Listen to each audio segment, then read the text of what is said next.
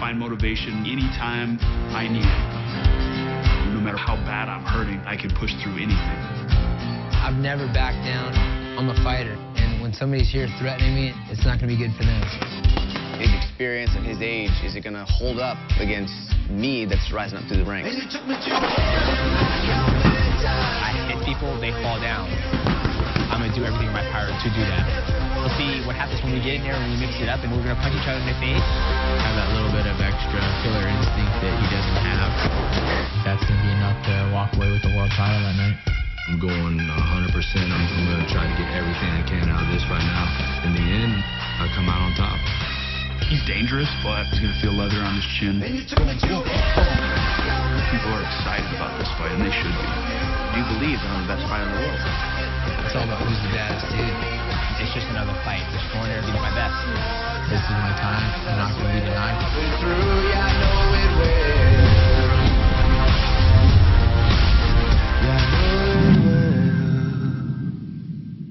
Since 1848, this land has been a beacon for those looking to strike gold. And soon, 6 of America's finest mixed martial artists will put their championship aspirations on the line in the Golden State's capital for Fox UFC Saturday. In the championship main event, Demetrious Johnson. That's a champion right there.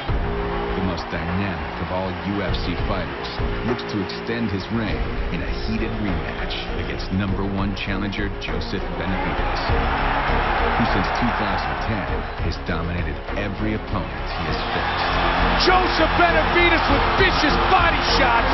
Except his division's champion. The co-main event features momentous title stakes as Sacramento's world-renowned UFC star Urijah Faber, who earned his legendary status through spectacular grappling and thrilling victories. He's got it back here. Urijah Faber takes on 22-year-old McDonald, a groundbreaking prodigy who has already made history. You see the poise of this young kid, McDonald, by becoming the youngest fighter to ever earn a shot at a UFC belt. But the road to the octagon begins with a volatile matchup. He got rattled. Left hook. Between one of the UFC's most unstoppable strikers in Matt Brown. That's a ferocious individual. And Carlos Condit, whose highlight reel finishes On the bottom, looking to finish the fight. elevated him to the top of the welterweight division in 2012, a status that he now seeks to reclaim.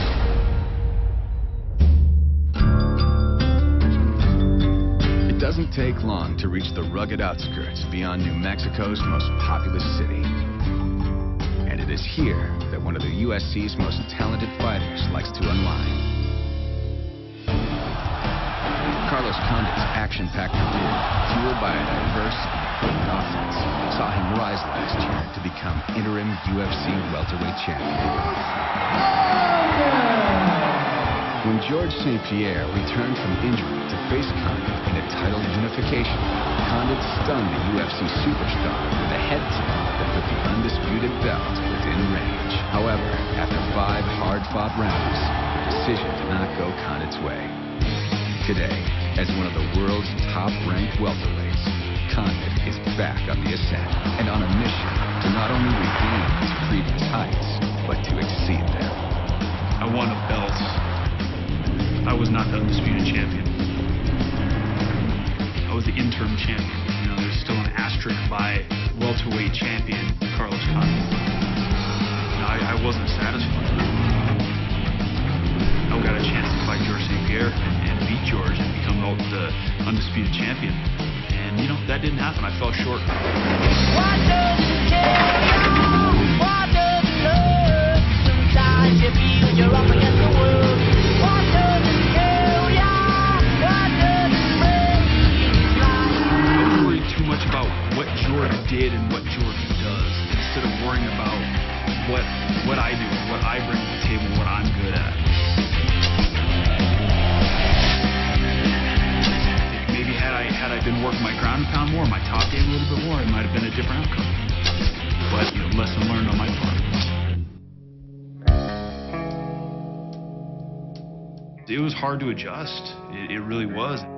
You know, going through that, I came away a stronger fighter, and a better person mentally. I think Carlos is standing right at the top of the 170-pound division. I mean, he's fought all these guys. He's had wars with a few of them. He's literally on the top of the division. This has been a long ride, 11 years so far. I like where I'm at. I feel like I have a lot of momentum behind me. I'm motivated to get back to the title. Just enjoying this period in my career. From the fields of southwestern Ohio comes one of the most resilient fighters in all of mixed martial arts. A man who earned his nickname, the Immortal, by surviving life's trials far beyond the octagon. With his granite chin and rock-solid striking, Matt Brown has been unstoppable since early last year. 6 straight victories currently have Brown riding one of the most impressive win streaks in UFC history, with 5 of those 6 triumphs via spectacular knockout. Outstanding! For Brown, these heights are all the more impressive, considering how far he once fell. I inherited this car a couple of years ago when my father passed away. It's a 1940 Pontiac. You know, it's been kind of a goal of mine to bring it back to the way it was. I was born and raised in a really small town, population of about 200 people. Things always came easy. Like I could go party all night and still pass all my classes. You know, sleep for an hour or whatever. I started rebelling against everything. Ended up around a lot of the wrong people and partying, drugs, alcohol. At one point, it got way too far. I overdosed on heroin and went to the hospital, and according to the doctors, I was clinically dead for probably over a minute. I don't feel like anybody could have been through what I went through and be where I'm at right now. I was so deep in that life for such a long time that I had to find new friends, I had to find new places to hang out. Basically, you know, everything eventually had to change.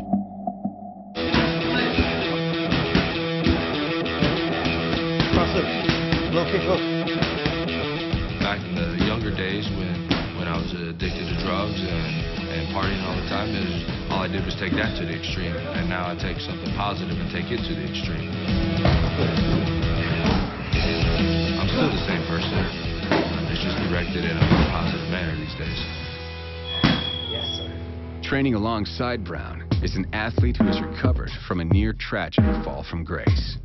Maurice Claret led the Ohio State Buckeyes to an undefeated season in 2002, scoring the winning touchdown in double overtime of college football's national championship game. However, after being cut from the NFL, Claret's life bottomed out with substance abuse and jail time. Now fully recovered, the former star finds inspiration and strength in Matt Brown. Maurice went through some pretty hard times and is back on the ups and, you know, got his life back together. So me and him relate on a lot of things like that. You know, I went through a low time in my life and came back and feel like I'm doing some pretty big things now.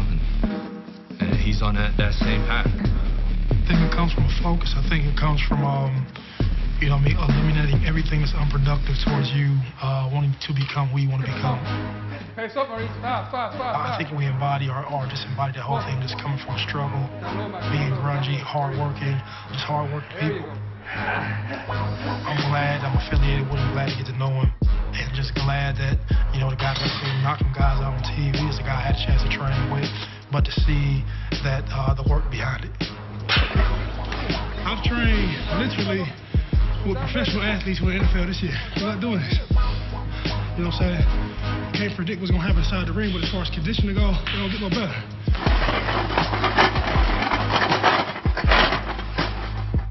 I'll look back and, you know, regardless of what happens, I can be happy to say that I wasn't given anything. You know, I got everything I got because I went out and worked for it. Damn, I don't know much about fighting, but I know about conditioning.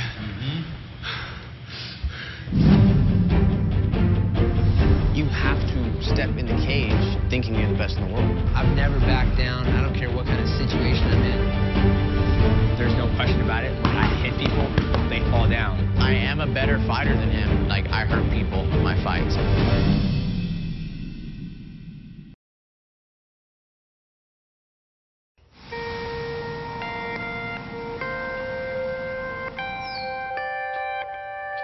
I'm just kind of living the American dream, you know. I really just try my best not to get too content with it, because I realize how quickly everything can go away. We gotta go watch Mama race. Get ready. Hey, you guys see Mom?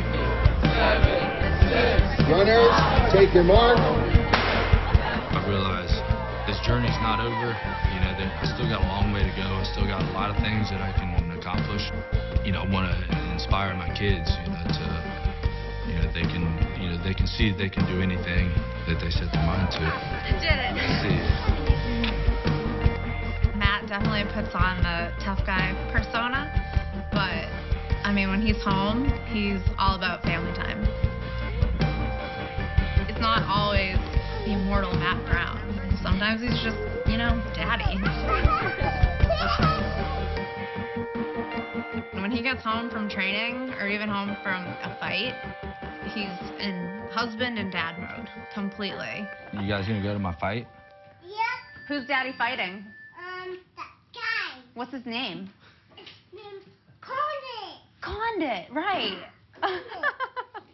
When I'm with my kids, I mean, I do my best to live that moment and enjoy that moment with the kids. Where's your 1, 2? 1, 2, 1, 2. 1, 2, 1, 2. Wow, you're good. Yeah.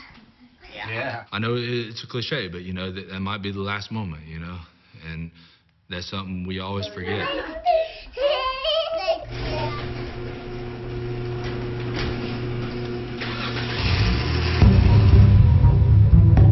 There's always something to prove, whether it's to yourself or to others. Even at this point, you know, I've always felt I've had a little chip on my shoulder. I had to prove that I'm good enough to be in the UFC. Then I had to prove I was good enough to win fights in the UFC. And then I proved I was good enough to stay in the UFC. And now I got to prove that I'm good enough to be champion of the UFC.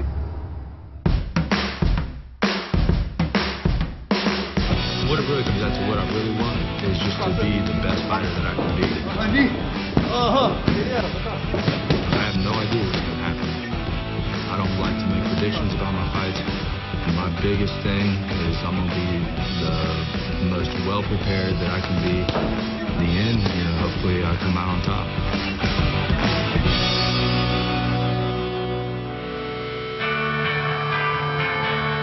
2,000 miles to the west, the man Brown seeks to vanquish touches down in Southern California for a much-needed getaway.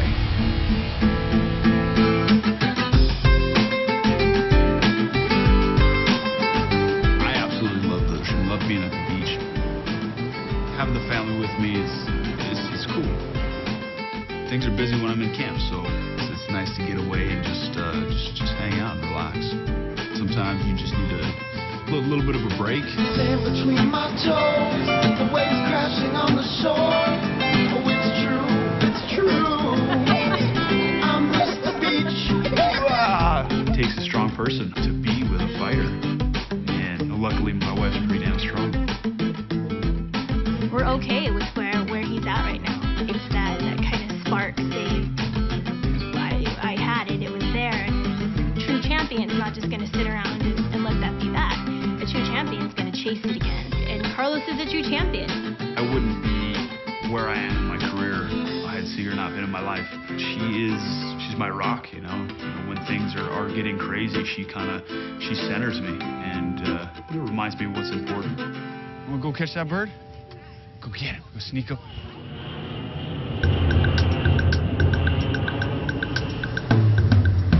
I want to be in fights that the fans are excited to watch.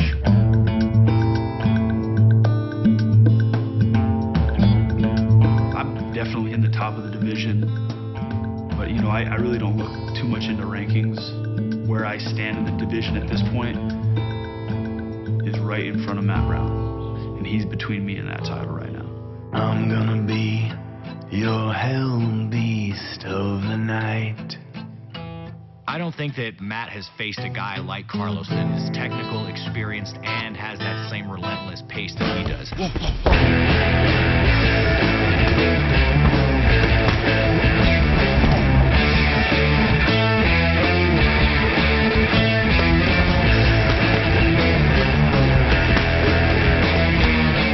Great match.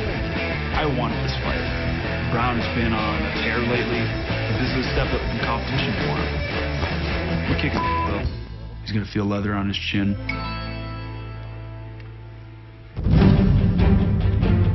He's kind of coming up on the end of his years, and I'm going up. I do believe that I'm the best fighter in the world. I've never backed down, and when somebody's here threatening me, and it's not going to be good for them.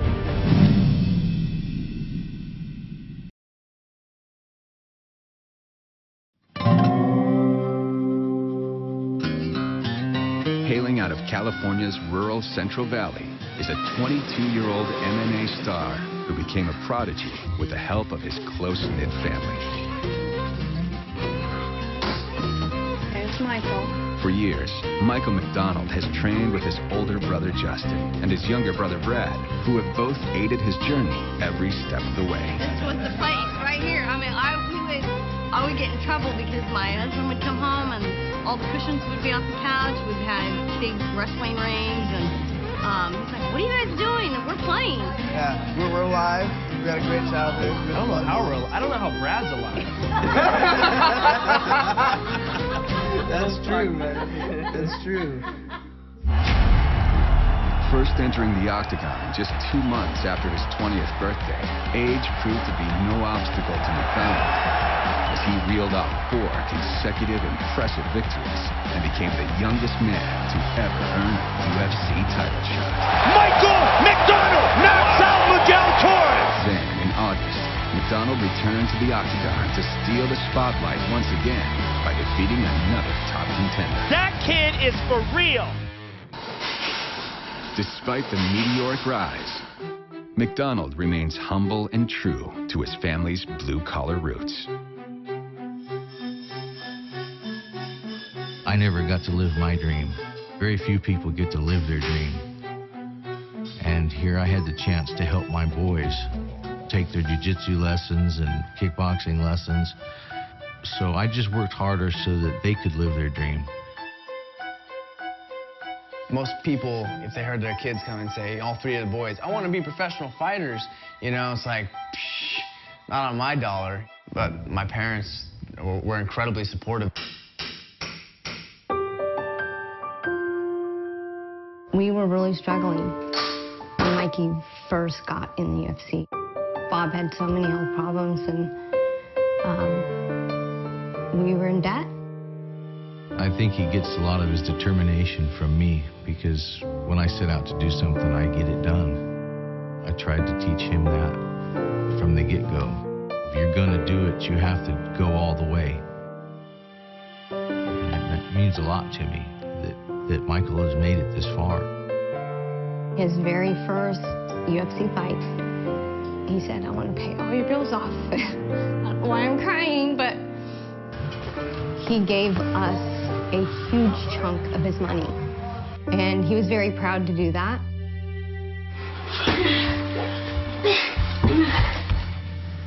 Yeah, they've definitely had to sacrifice a lot for us to be able to do this. All that we have, everything that we've done, it all started with, you know, the support of our parents and them making it happen.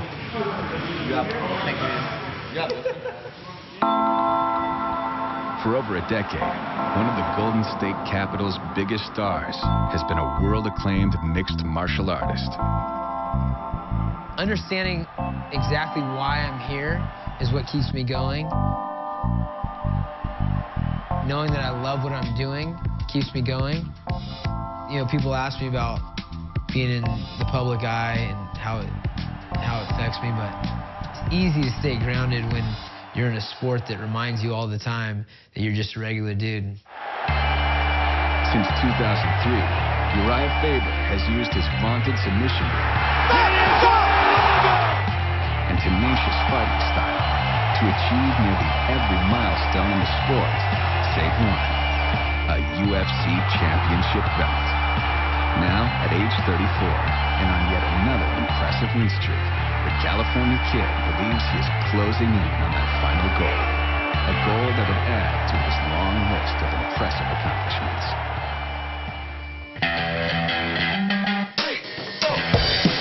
I stay really, really busy. And the training is a big part of my life. You know, you train 3 to 5 hours a day. But I have a lot of different businesses that I'm involved in, that I've started, that are doing well. My dad and I are working on a really cool project. It's been taking quite a bit of time at this point.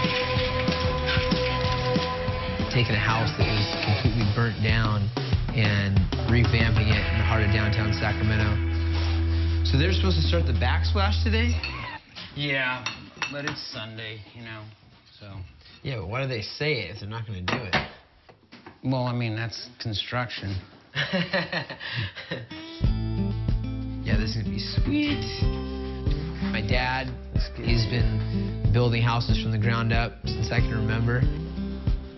When he was little, I had cards printed up, Faber and Sons. So it was always my dream kind of have, you know, the boys. But now Urijah's employing me.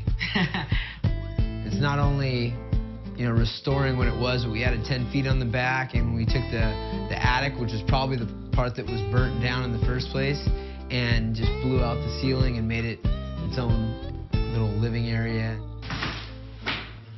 But, you know, you got to remember, this used to be like the top of the house. This is the attic. Yeah. Nah, not anymore. Good job, Pop. You did it, buddy.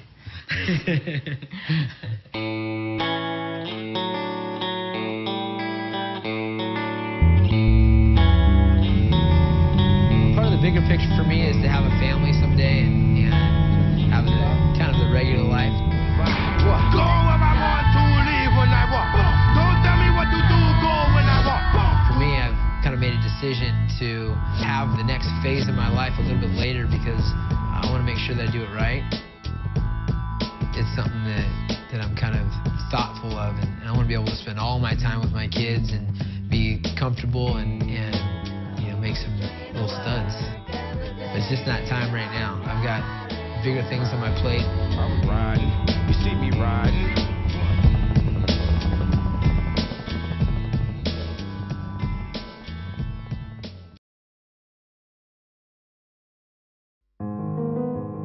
For the California Kid, the next test will occur just a short distance from his home. A fight that many will once again describe as the most important of Urijah Faber's life. But this fight, and any other the UFC star has ever faced, pale in comparison to what his family underwent on November 25th, 2011. I had just landed in New York, and I got a call from my mom, and she was hysterical on the phone, just like hyperventilating and trying to put something together and screaming, and all I heard was brain surgery and sister, and I just kind of broke down.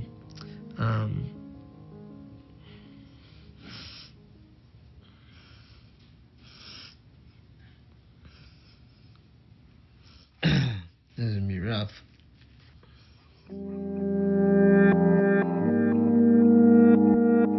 We didn't know if she was gonna be paralyzed from the neck down because she had fractures in her spine, and she had her skull removed, and she had a shunt put in her brain, and, you know, a collapsed lung and damage to her liver and everything else. So we just had no idea about what to expect, or even if she would survive.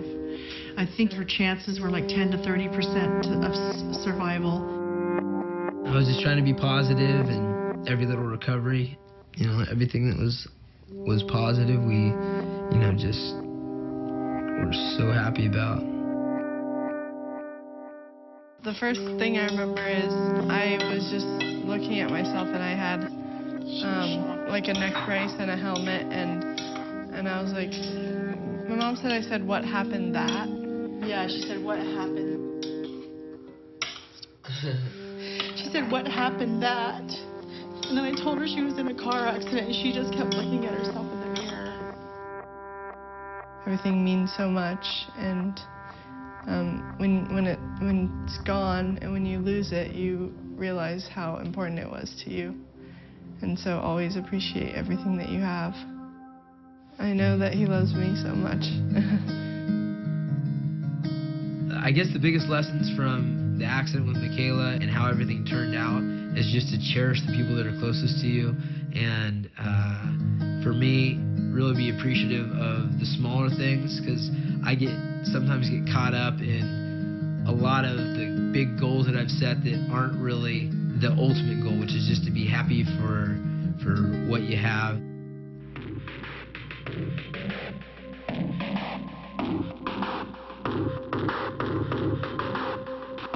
I don't really know too much about Michael McDonald as a person. This is great to have people that are good for the sport and people that have been there, but it's not like you just given an opportunity here. You're given an opportunity, then you have to perform, you have to perform, and you have to perform. It's all about who's the baddest dude. I don't really think about the sport like a veteran or, what my position is in it, really. I'm just doing. I'm a doer. I don't have time to sit around and enjoy my work. This fight, Urijah Faber and Michael McDonald, is going to be a barn burner. They're going to get after it. Both guys always come to fight. It's going to be an excellent matchup. It is an excellent matchup. It's going to be fight of the night for sure. One dimension that Michael's really good at is to strike. I mean, he's dangerous, but that's where he's most effective. That's probably where he'd like to stay, and I'm okay anywhere. Probably the most one-dimensional guy I've fought in a while. Standing up's my game, on the ground's my game. I've never backed down. I don't care what kind of situation I'm in. Broken hands, battered legs, broken ribs. I'm in someone's face and I'm trying to finish, and I need that little extra edge, and I think Michael's going to bring that out of me. The Valley's Rock Station, Rock 96.7. Very special guest in the studio today. Michael McDonald, of course, local fighter, trains out of Oakdale MMA. Got to give him their props. So coming up in December, you are going up against the legendary Urijah Faber. You grew up watching these guys fight, and now you're going to be fighting him in the main event in Sacramento. Yes. Coming out of the Central Valley. Do you feel like you're going to be, I don't want to say the underdog, but not the favorite? To me, I can't look at it as, oh, what's the popularity contest and what's this going to do for the Central Valley. I have to look at it from a fighter standpoint. When you look at other fighters from a media standpoint, their job is to blow these people up as superheroes. And I can't look at myself that way, and I can't look at other fighters that way. I got somebody who I talk to a lot online about MMA who's swearing that you're going to knock out Urijah Faber. I don't know if I'm going to knock him out, but I have tested everybody's chin that I ever fought. Everybody that I've ever fought has been rocked by me, and Urijah's going to get rocked. I don't know what's going to happen after that. I don't know what the end result of the fight's going to be, but I touch everybody. Okay, I don't want to get too personal here. You're engaged. Yes. Yeah, your lovely fiance joining us today. Not knowing anything about your guys' personal lives, I'm going to ask this. Ben asked Ronda Rousey, do you cut sex out before a fight? I've actually been abstinent from sex for about 3.5 years now. Well, congratulations. Thank you. Thank you. So he is going to kick some ass. This is why you've been on such a tear. It's very arguable.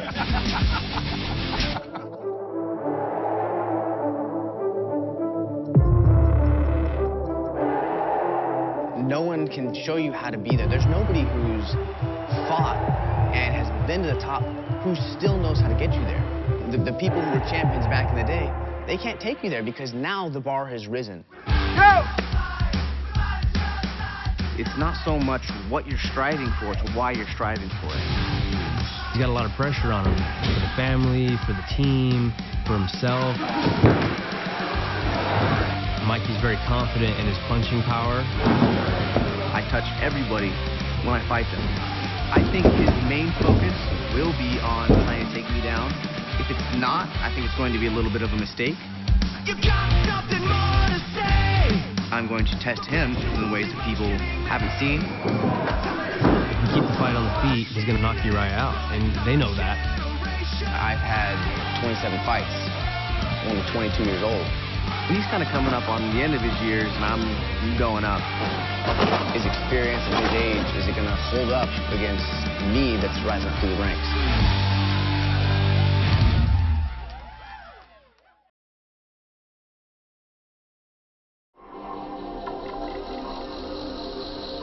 Fighting out of a tranquil town 30 miles to the south of Seattle, UFC flyweight champion Demetrious Johnson has now held his title for over a year, but his attitude remains one of a challenger. You always hear about, oh, champions when they lose.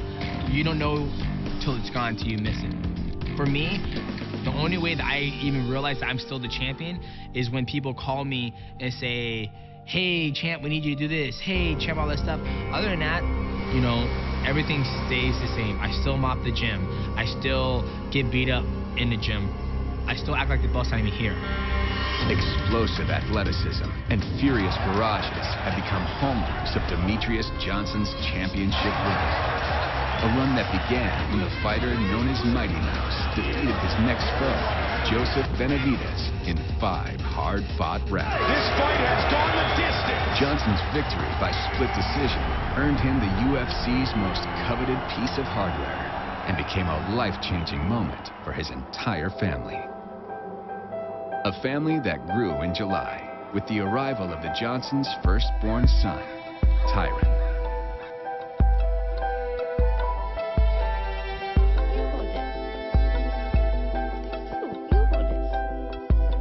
Fatherhood's good.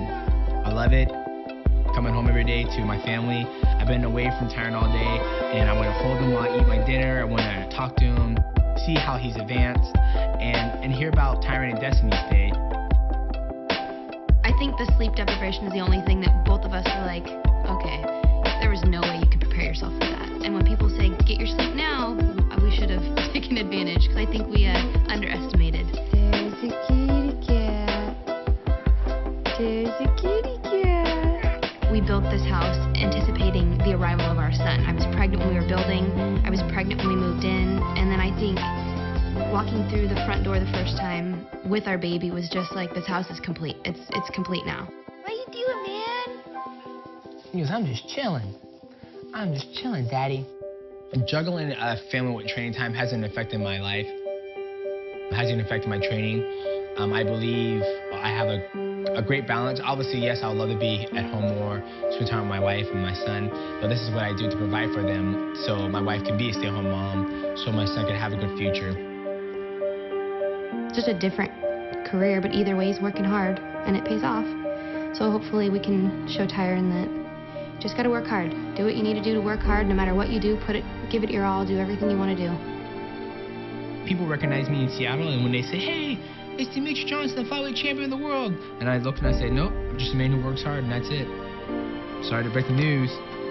Changing diapers and washing bottles, baby.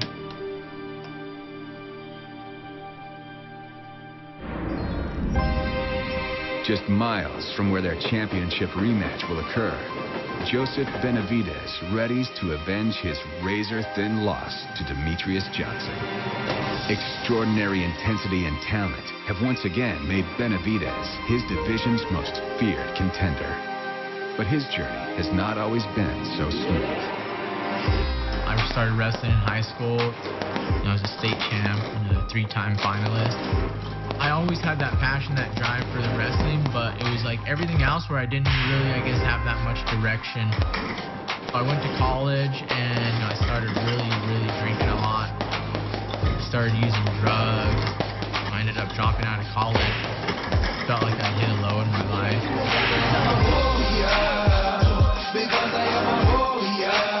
Just had to stop. I knew I was destined for better things. I just wanted something better than what I was doing, and years later, with a straight head and a clear mind, I ended up finding MMA and being able to succeed.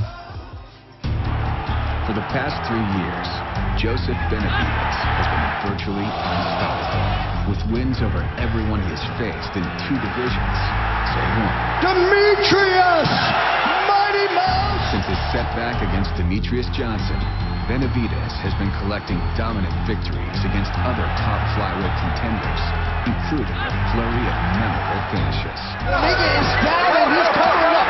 Do it! Joseph Benavidez has done it again!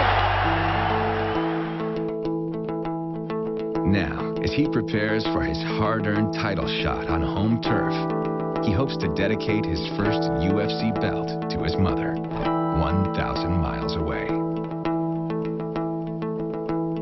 I was born in Las Cruces, New Mexico, and went to Texas for about 15 years, where Micah, Joseph, and Ronnie were all born in San Antonio, Texas.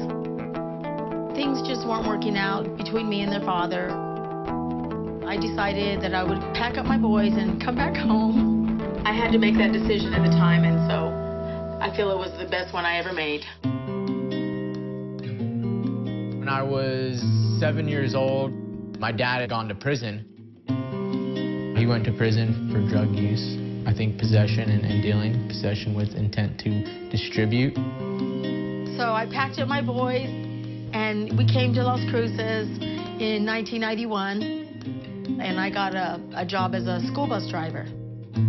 We always had food to eat and clothes on our back, but I always wanted my boys to have everything. My mom was more than enough than two parents was, you know, as far as how much she cared about us. I'm just so proud that he's following his dream and living his dream. And I'm a part of it.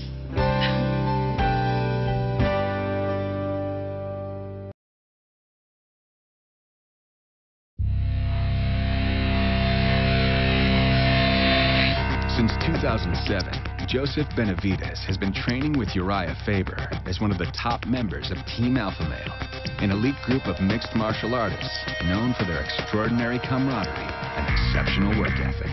To be a part of Team Alpha Male, it's amazing, man. I feel like there's nothing else like it in sports, like the bond we have.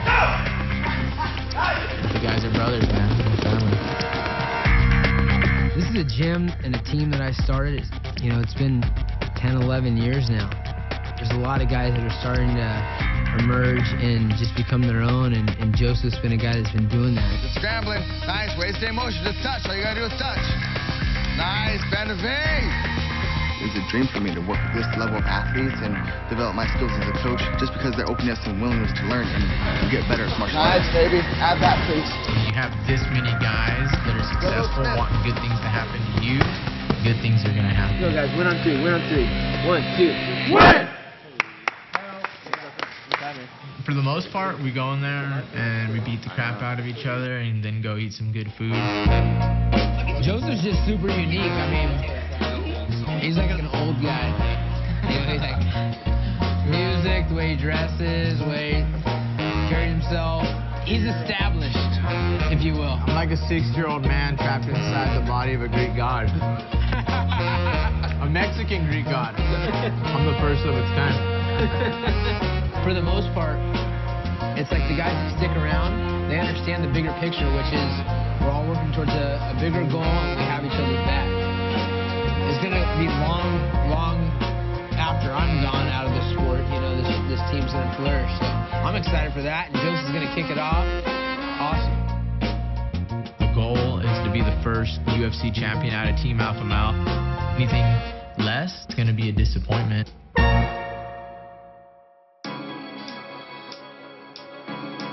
My first fight with Demetrious was for the inaugural flyweight championship, and I went out there and felt I didn't fight my best.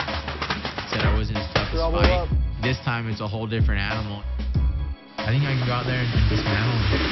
I mean, he's a mouse, like he's Mighty Mouse. You guys know how to catch a mouse? Traps. Going out there and fighting the best guy in the world, and as far as I'm concerned, I'm the better fighter out there. I think I can match him skill for skill, but I think I have that little bit of extra killer instinct that he doesn't have. I hurt people in my fights.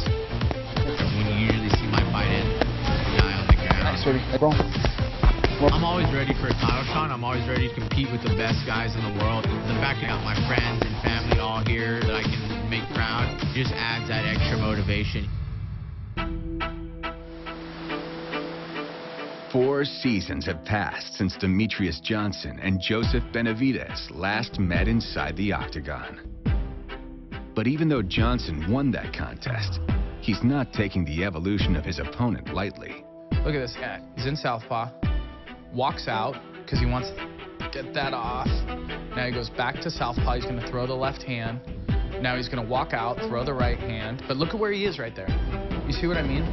Sometimes when you have to come back and fight a guy a second time, you know, sometimes you could run into those motivation factors. You can get in your own head and say, well, he'll do this again, or he'll do that, or he might change. Even when his hands are up, watch this motion to get that punch off. Watch his right hand. Look at where it went. Way down his hip. Yep. Because he still has the throwing motion that he's always going to keep. That's so ingrained in him. I don't want to say Joseph's not a very polished fighter, but we both have different type of fighting styles. I come from a school where we don't just throw bombs to hope they land. We're very precise in our striking. If every fight going out there just throwing my big bombs and haymakers and hope they will land, then I'm doing myself a disservice of not trying to learn the art of mixed martial arts. As we get into those last couple weeks, you just start to dial in, get super buttoned up on stuff, and just start executing on everything we work on and get another win. All right, well, ISIS.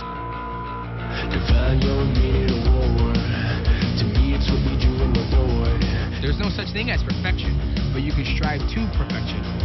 And that's what I try to do each time I hear from my fights.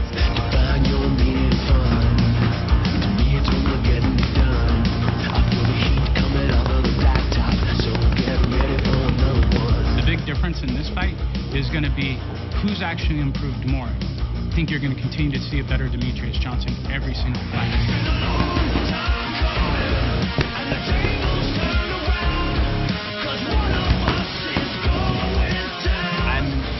The best Joseph Benavidez, and we're gonna punch each other in the face. We'll see what happens when we get in there and we mix it up.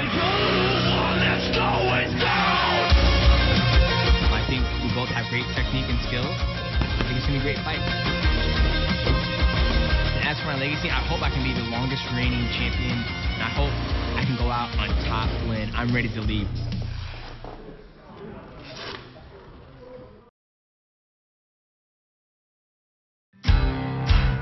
From camps lying in the shadow of the Golden State's capital to those over 1,000 miles away,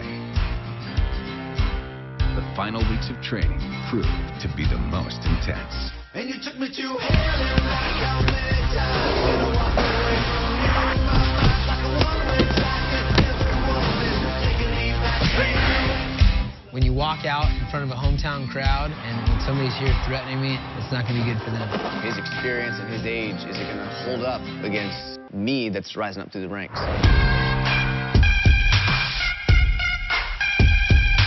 I am a better fighter than him.